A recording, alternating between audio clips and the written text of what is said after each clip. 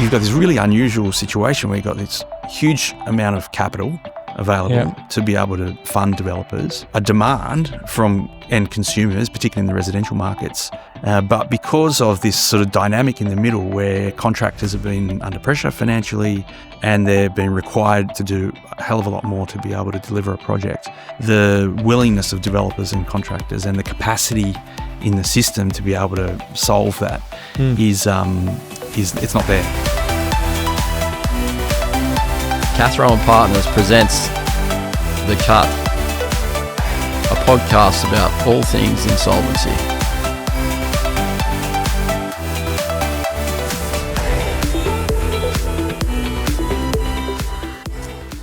Hello everyone, this is the next episode of The Cut.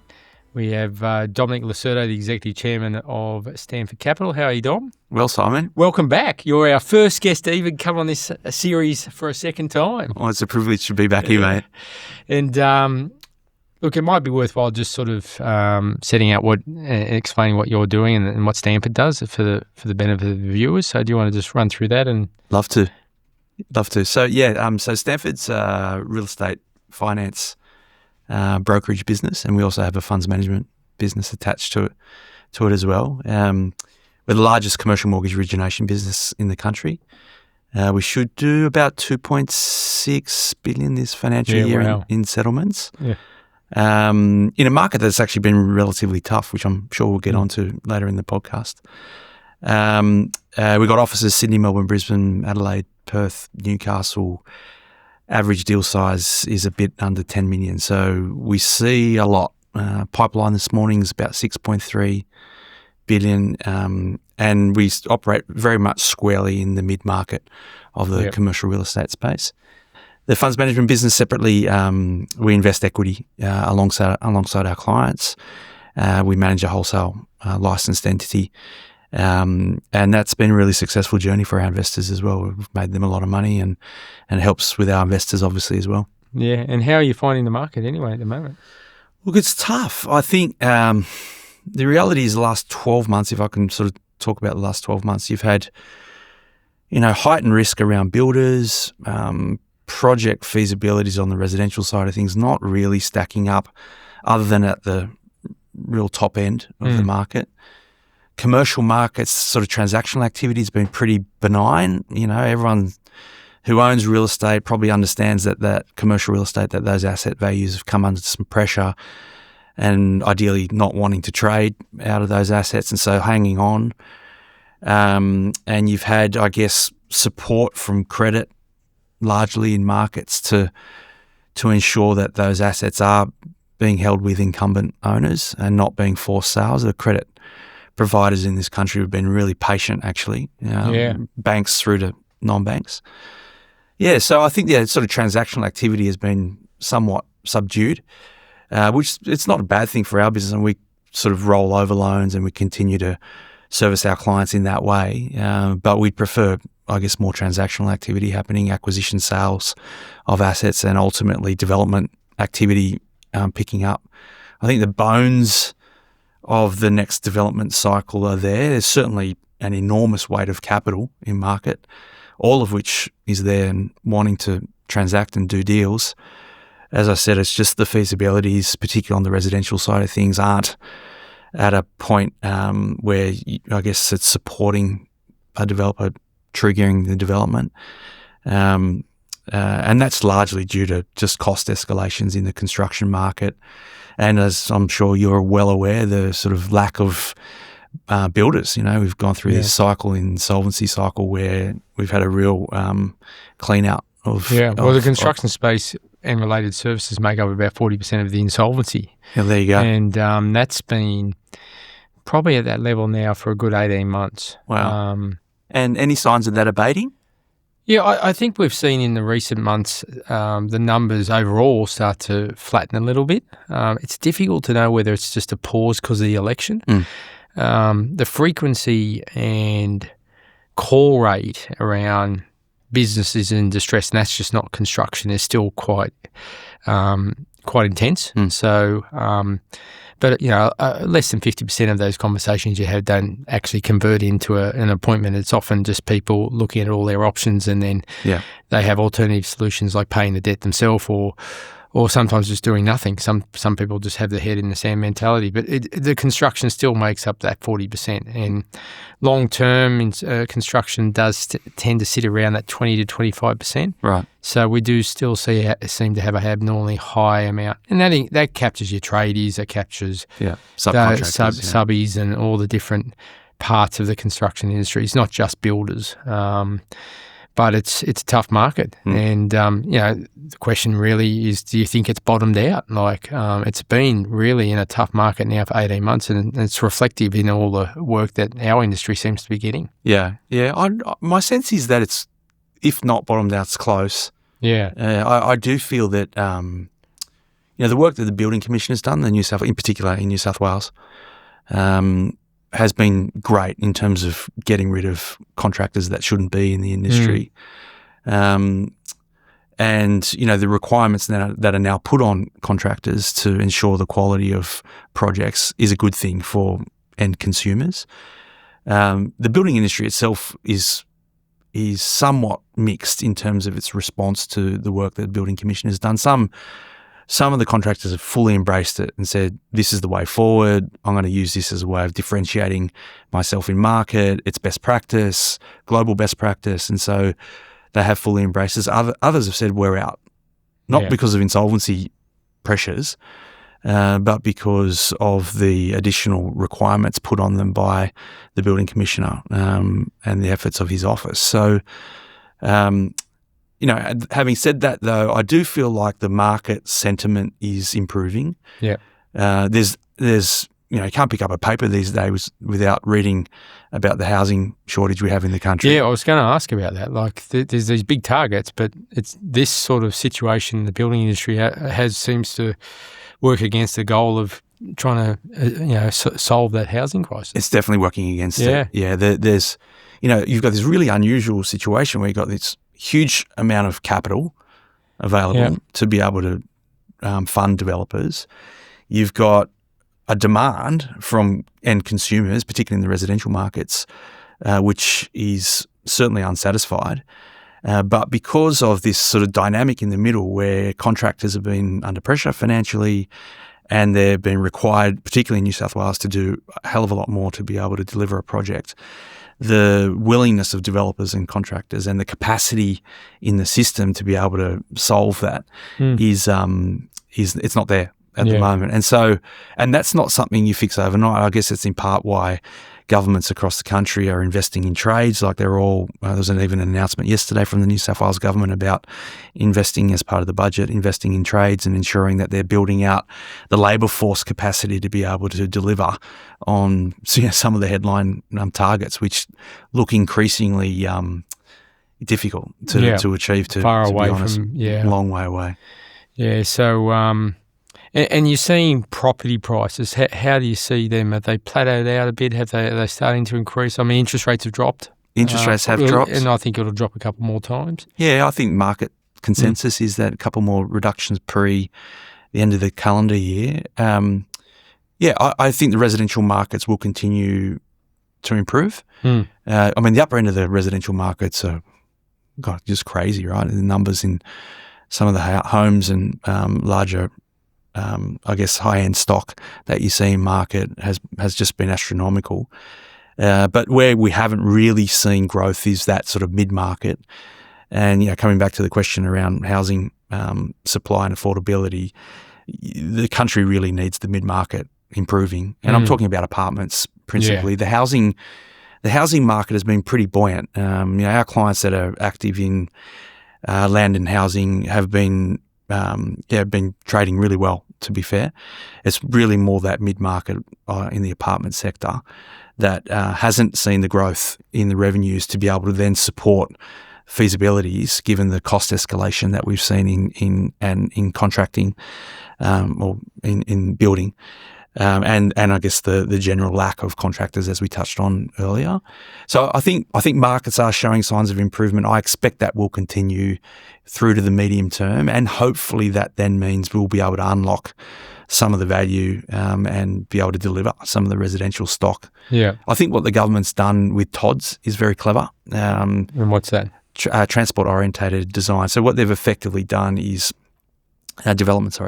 is they've approved height and density in and around transport nodes. That's something we probably should have done in this country decades ago, to be fair. You look at places around the world like New York and Singapore and Hong Kong and even Paris to some extent, you've got density in and around transport nodes. I think that's a great thing. And in fact, what it does from a developer's perspective is where a site might be marginal because it just doesn't stack given where the previous density was, the additional density that's being afforded these projects now through TODs is making those projects more feasible. And we are starting to see the front end of that journey being activated. Architects are busy again, planning is busy again. So the expectation is that will flow through to stock in the next couple of years. Yeah, so that was going to be the question is how long does that cycle? So if the architects are starting to get busy now, is it 12 months, 18 months? What's the sort of typical time frame? Well, look, if you look at a medium density project, it's 2 years from construction commencement. So if you think it's going to take sort of 6 months to get through, 6 to 12 months to get through planning, it's really a sort of 2 to 3, minimum 2 years, more like 3 years journey. I do think some projects are sort of shovel ready, i.e., they've got planning close. The TOD process should expedite that planning approval process, given it's a 3-panel commission that approves those projects now. And so my expectation is that within sort of 3 years we'll start seeing that stock. But that's still, like for a first-time buyer, that's still a long way away, right? It is, yeah.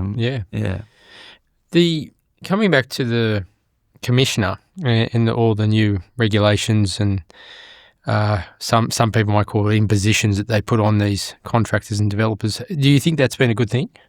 I think overall it's a good thing. Yeah. I think, look, unfortunately the sector at the margin, so there were poor actors in the sector that really shouldn't have been there in the first place. And I think the commissioner and the efforts of the Building Commission have weeded those parties out. Because they don't have the capacity or the discipline or the skill set or the financial backing, frankly, to be able to deliver what they're promising that they're going to deliver. So as an overall thing, I think it'll lift the quality. And at the end of the day, the old quote is you get more protection buying a toaster than you do buying $1 million apartment from a consumer's perspective. Yeah. And that sounds ludicrous, but that was the reality. Yeah. And what the Building Commission has done is to lift the standards and to ensure that consumers are protected. And look, we had Opal and other projects that failed. Hopefully, we don't see any of that going forward. And the confidence, it's really a confidence thing, right? We're a consumer to buy an apartment off the plan when they can't see it or touch it. It's just a visual representation.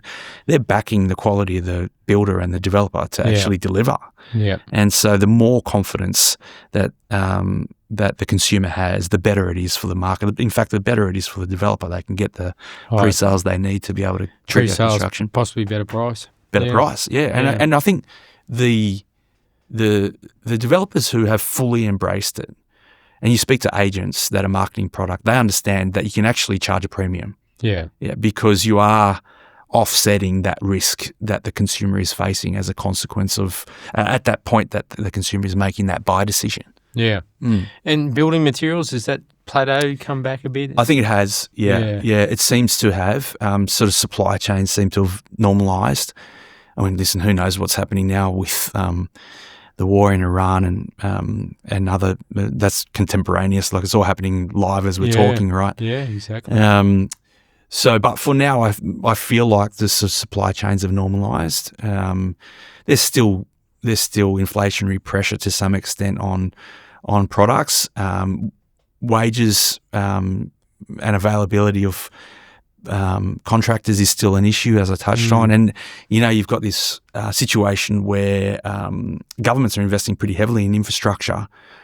And if you're a subcontractor and you've got the choice of going to work for government where you know you're going to get paid, or going to work in the private sector where has been some real risk in the last couple of years around not getting paid.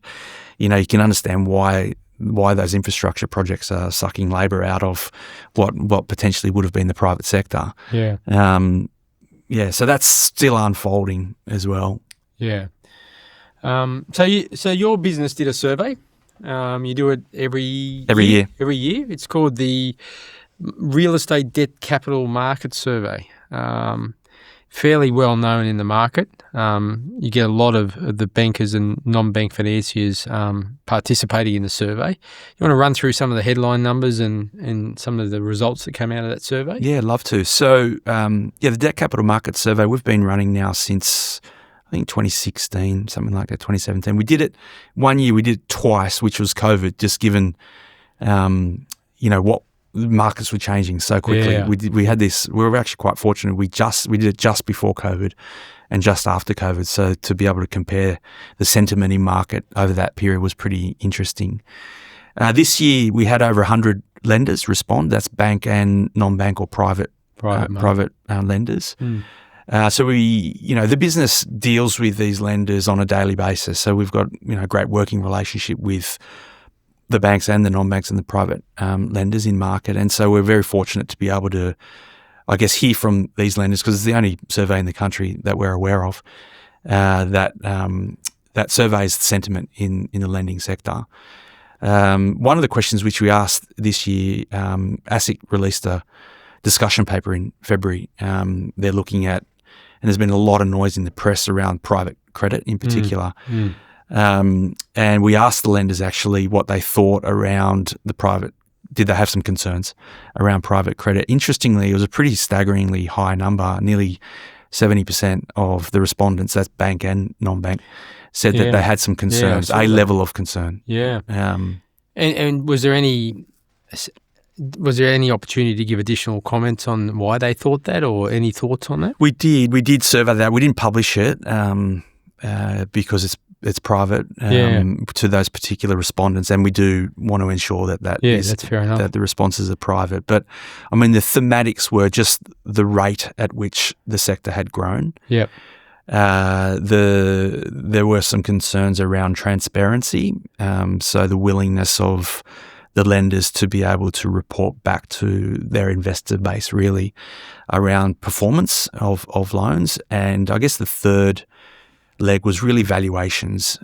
So to what extent are the underlying securities being valued and reported against? There's a joke in the industry that the rolling loan gathers no loss.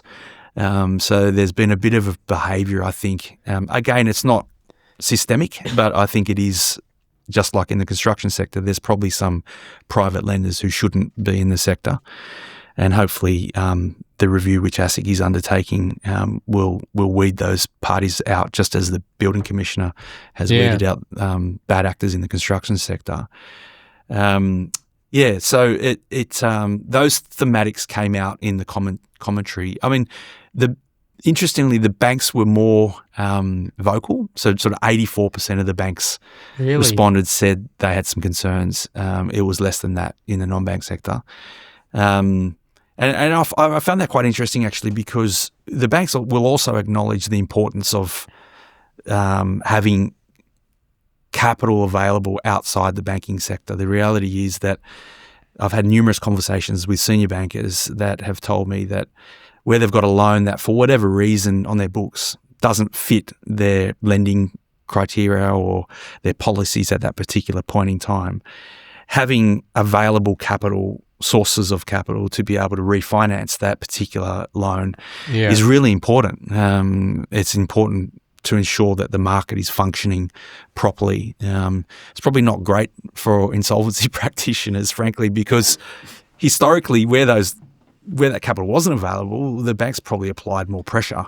I think there's no doubt that if you look at the cycle that we have today versus the cycle in the GFC, the receiverships and enforcements are up. The market's a little bit different this time because we have different competitors in that space, lawyers, that specialise in that doing the enforcement without the need of us. So it's sometimes you don't get the full visibility, but there's certainly the big four banks have been very conservative on their enforcements, and that's been a combination of them being probably reluctant to enforce and also be able to access alternative capital to take them out. Yeah, no doubt. And that's a thing that's been in place for many other jurisdictions for decades, where there's deals done outside the public eye. Discounts on loans. Most you will never really know what those discounts are because it's always private deals. But it's certainly not a huge percentage of the total insolvencies. It's at a guess, it's maybe 600 of 15,000. Yeah, right. So that gives you a bit of an idea that where most of the appointments sit are in that liquidation. The small business restructure has been an amazing success for since it's been introduced. But coming back on the lending sector, certainly that private lending sector has grown very quickly in the last 10 years. Do you feel like that's going to continue in its growth in size and taking away market share, or do you think we're at a point now that, back 15, 20 years ago, maybe the Big Four had 90% of the market, now it's 70%, whatever the number is. Do you feel like that's still going to continue to shrink the Big Four share, or what do you feel like the market will do? Yeah, I do. I think private credit, non-banking lending will continue to grow. There's no data. That's the reality. ASIC will acknowledge that there's no data, and they have done so. And so I would imagine one of the things that ASIC will do as part of this ongoing review is to start collecting data and probably start publishing data, because I think it's a really good, you can't look to regulate an industry when you don't understand how big it is or how systemic it is, particularly around risk. And so data collection will be one of the things I'm sure that ASIC will implement post this ongoing this current review that they're doing. And I think if you benchmark what data is available, the Australian sector, again, everyone's got a different view on the numbers. We think it's about sort of 15% of the commercial, certainly the commercial real estate space. In places like Europe and the States, it's closer to 50, as in, the penetration of non-bank private capital is significantly higher than what it is here in Australia. Now, Australia's got some unusual dynamics in that the banking sector is very strong. It's very well capitalised. It's monopolistic, in some respects, given the dominance of the Big Four. And so I don't personally believe that the sector gets to 50, the private lending sector. Yeah. I just don't think it has that capacity ahead of it. However, Australia's a great place to invest globally. I think there's no, as I touched on earlier, there's no lack of capital here, and there's even, willingness on behalf of foreign capital providers to continue to invest in particularly into private credit or non-banking lending in Australia. I don't think that changes in the medium term. I suspect that will only improve. If there's additional pressure put on the banks around regulatory pressure, around risk appetite, around policy changes internally, I've got no doubt the market's small enough, nimble enough, smart enough to fill gaps pretty quickly. Where there's an opportunity, as we've seen in the last decade, for growth of private credit, it will seize that opportunity. And my sort of gut tells me that it ends up at around 30 to 40 in that range, which is still on our numbers sort of 2.5 times where the market currently sits. So there's definite tailwinds behind the sector. The impact of ASIC's review will be interesting. There's no doubt the sector's watching what ASIC's doing really carefully. If you read the public comments out of ASIC, I don't think ASIC's looking to regulate per se. They are saying that they definitely want some standards in the industry, which if you have a off the record conversation with some of the lenders, as evidenced by responses in our survey.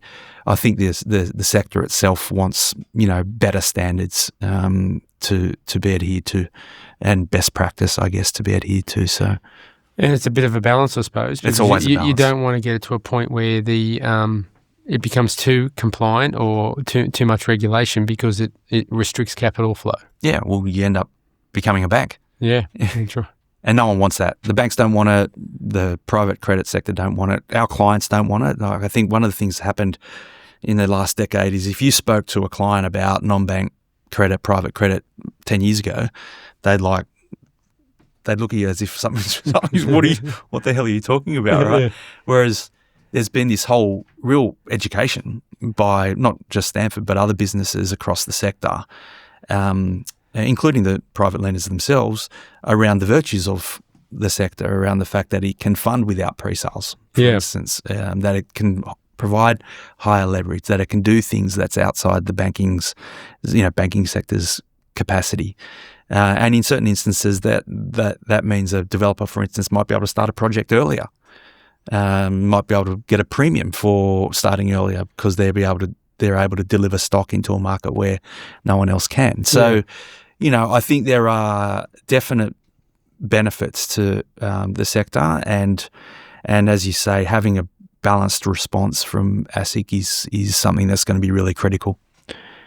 There's a lot to juggle, because if you think about all the topics you've covered, you've got regulation, you've got access to capital, you've got a shortage of housing, you've got a shortage of labour, the attractiveness at labour between private and public. Yeah.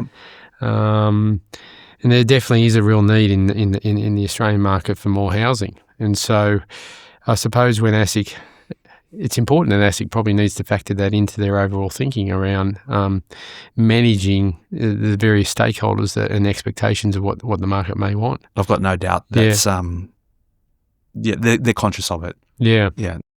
So another role you do is with CAFBA. You're the president. Yeah. Wow. Executive chairman of Stamford and president. But so tell me a bit about CAFBA. So CAFBA is the peak industry body. The acronym stands for Commercial and Asset Finance Brokers Association. Yep. So we've got about 2,000 members. They represent businesses like Stamford, but it's a broader remit. I mean, Stamford operates purely in the commercial real estate space. Yeah. CAFBA members do, arrange finance for yellow trucks, plant and equipment, fit out, business lending. It's all business lending. I mean, some of our members at the margin do some consumer stuff, but the core of their businesses are in and around business finance and business lending. So CAFBA's an organisation which I guess is a peak industry body for those particular businesses. And we do a lot in and around advocacy. Yeah. We speak to government a lot. We talk to them about what's happening in small business, and in particular finance in small business, because finance, it's really the lifeblood of small business, as I'm sure you'd be fully aware. If you haven't got cash flow, you haven't got access to capital, business can come under pressure. CAFBA is very active in advocacy. We're actually going through the professional standards scheme currently. I was going to ask, because there's been a real evolution over the last 5 or so years around the association, and in some ways professionalism, and really building up a real professional outfit for those members. Yeah, look, we feel like our members are professional. We operate like professionals. We're very well educated. CAFBA has an extremely well-developed education pathway which covers Certificate 4 programs, diplomas, and our leading education piece, which is called the CLFP, Commercial Leasing Finance Professional. And we've also developed a sort of bite-sized education platform where people can go and choose particular topics that they want to access, called PACE. So education's sort of core to what CAFBA does, as is professionalisation, as is advocacy. Yeah. We're hoping, if we can get through the PSS scheme, which is it's an insurance scheme basically that limits professional indemnity insurance. We can, just like you call yourself a professional, imagine you do that. We can genuinely call ourselves such. Yeah. And I think it then gives the customer comfort that they're dealing with a genuinely professional outfit. And like any of those kind of industries and insolvencies, been through that where you've had in the past, certainly for insolvency, not so much today, some players that really shouldn't have been there.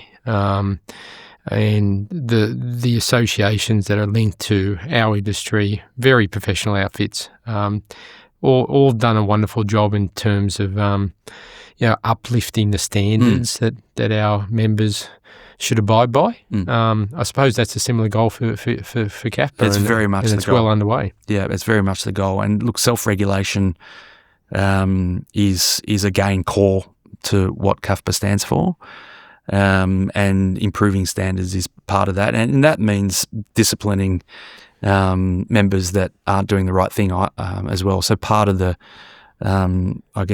reformation that we're going through is around giving, through a new constitution, is giving CAFBA the power to kick members out. Yeah, disciplinary.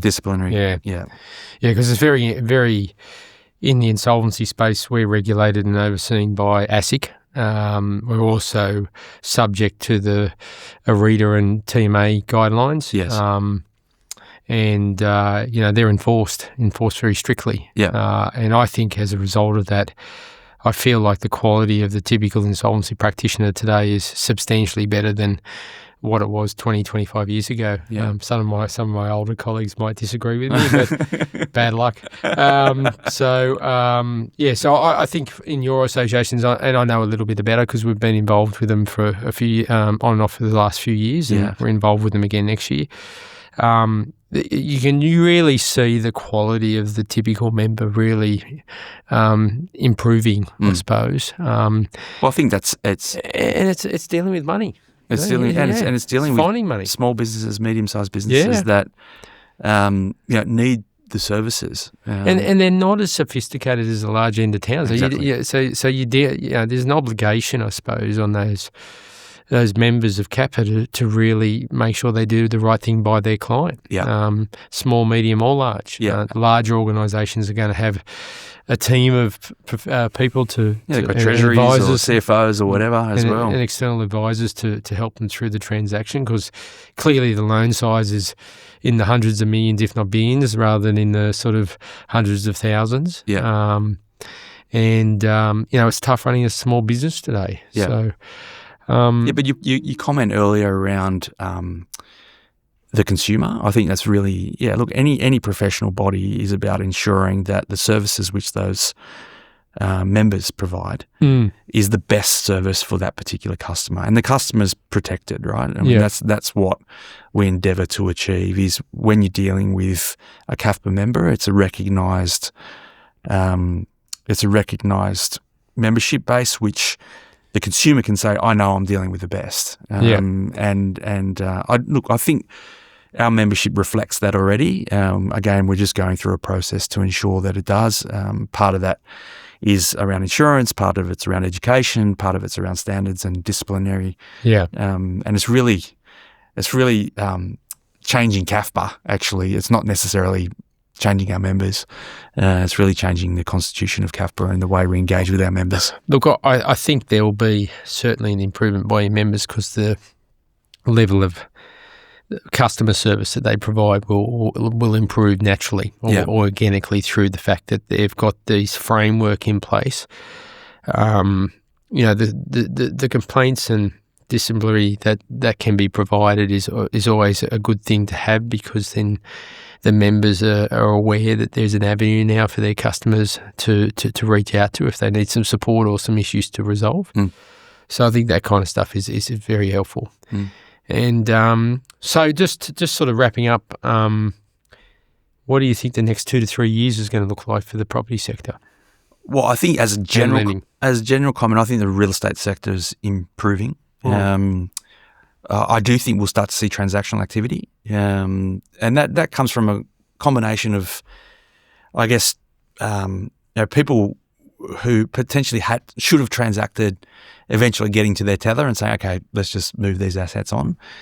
I think we'll see improving level of development activity, particularly if we see in the mid-market revenue growth, which again, I think we will see in the next couple of years, particularly in apartments. So I'm pretty positive, I have to say, about the real estate sector. I think the finance sector, again, listen, it's really well capitalised, liquid, looking for deals, and so it's ready and waiting to be able to fulfil the capital needs that the real estate sector will require as it expands. And then on the sort of brokerage side of things, on the CAFBA membership side of things, again, it's a pretty exciting time for brokers in market. If you benchmark consumer space, home loans in this country, latest stat out of the MFAA, I think it was 76 or 77% of all home loans are set through an intermediary, or set through a broker. Again, it's very hard to get data on how much business lending is done through commercial brokers, but I think the numbers are around 15 to 20%, and growing significantly. And one thing which everyone in the sector acknowledges, lenders, clients, brokers themselves, there's certainly scope to continue to do more, provide advice and services to more and more customers. So, we're pretty bullish around where we sit as a business, and certainly very excited around what we can do at an industry level. Yeah, we certainly need to see that property sector pick up again. It's been quite subdued now for a little while, and the demand is absolutely out there. It's just a matter of bringing that capital, bringing the sites together, and finding the buyers. Yeah. But thanks for the day, Dom. It's a pleasure. It's great to round 2. We'll be back in a couple of years' time. We'll see if I get to round 3. I'm sure you will. Don't worry about that. So, but thank you, everyone. That's Dominic Lo Surdo from Stamford Capital, also the president of CAFBA. So please reach out to the Stamford guys if you need some assistance in that space. But that's today's episode of The Cut, and thank you, and see you next time. Thanks for tuning in to Cathro & Partners The Cut. We hope you've enjoyed today's episode. For more insights, please visit cathropartners.com.au or feel free to like our LinkedIn and other social pages.